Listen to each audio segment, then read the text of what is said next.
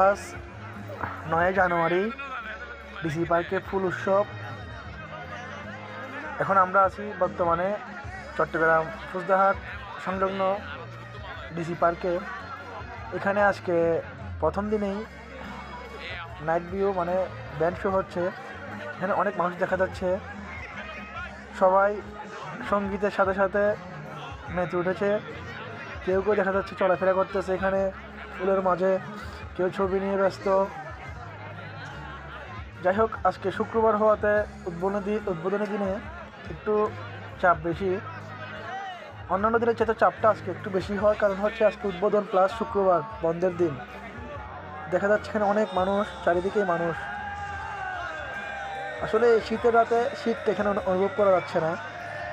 চারিদিকে সুন্দর করে লাইটিং করা, ডেকোরেশন করা, সুন্দরই লাগতেছে, খারাপ না।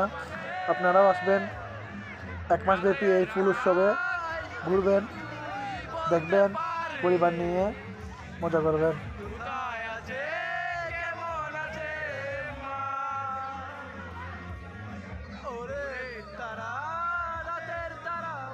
জানিয়ে দিই অনেক কেঁদেছি।